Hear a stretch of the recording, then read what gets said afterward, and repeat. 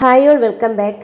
ഇന്ന് നമുക്ക് നല്ല ക്രീമി ആയിട്ടുള്ള വായിലിട്ടാൽ അലിഞ്ഞു പോകുന്ന ഒരു അടിപൊളി സേമിയ ചൗരി പായസം തയ്യാറാക്കാം. വീട്ടിൽ പെട്ടെന്ന് ഗസ്റ്റുകൾ വന്നാലോ അല്ലെങ്കിൽ എന്തെങ്കിലും ആഘോഷം ഉണ്ടായാലോ വളരെ എളുപ്പത്തിൽ ഇത് ഉണ്ടാക്കിയെടുക്കാം. അപ്പം നമുക്ക് നേരെ വീഡിയോയിലേക്ക് കിടക്കാം. ഈ പായസം തയ്യാറാക്കി എടുക്കാൻ ആദ്യം നമുക്ക് വേണ്ടത് ചൗവരിയാണ്. ചൗവരി നന്നായിട്ട് കഴുകി കുതിർത്തെടുക്കേണ്ടതുണ്ട്. ഇനി ഇതിലേക്ക് വെള്ളം ചേർത്തിട്ട് അരമണിക്കൂർ കുതിരാൻ വേണ്ടിയിട്ടൊന്ന് മാറ്റി വയ്ക്കണം.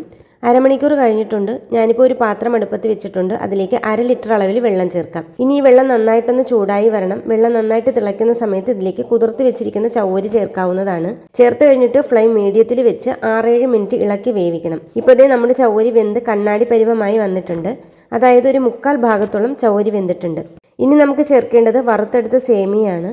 ഇത് റെഡിമെയ്ഡായിട്ട് വാങ്ങിയതാണ്. ചവ്വരി എടുത്തതിൻ്റെ പകുതി അളവ് സേമിയ ഞാൻ എടുത്തിട്ടുള്ളൂ.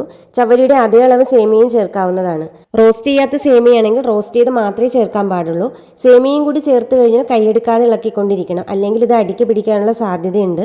ഇപ്പോൾ സേമിയ നല്ലപോലെ വെന്തിട്ടുണ്ട്. ഇനി ഇതിലേക്ക് പഞ്ചസാര ചേർക്കാവുന്നതാണ്. 1 കപ്പ് പഞ്ചസാരയാണ് ഞാൻ ചേർക്കുന്നത്. ഇതൊരു മീഡിയം മധുരത്തിലായിരിക്കും ഉണ്ടാവുക.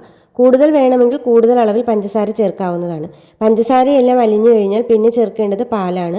1/2 ലിറ്റർ അളവിലാണ് ഇതിലേക്ക് പാല് ചേർക്കുന്നത്. പാലും ചേർത്ത് ഇതുപോലൊന്ന് ഇളക്കി കൊടുക്കണം. സേമിയയും ചൗവരിയും പാലും കൂടി കിടന്ന് നന്നായിട്ട് കുറുകി വരട്ടെ.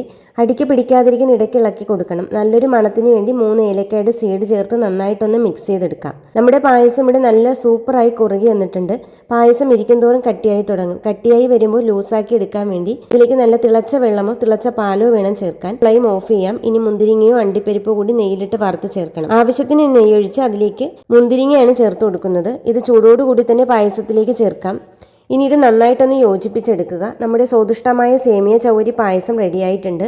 എല്ലാവരും പാൽപ്പായസം തയ്യാറാക്കുമ്പോൾ ഇതുപോലൊന്ന് ട്രൈ ചെയ്യണേ. വീഡിയോ ഇഷ്ടമായ ലൈക്ക് ചെയ്യാനും ചാനൽ സബ്സ്ക്രൈബ് ചെയ്യാനും മറക്കല്ലേ.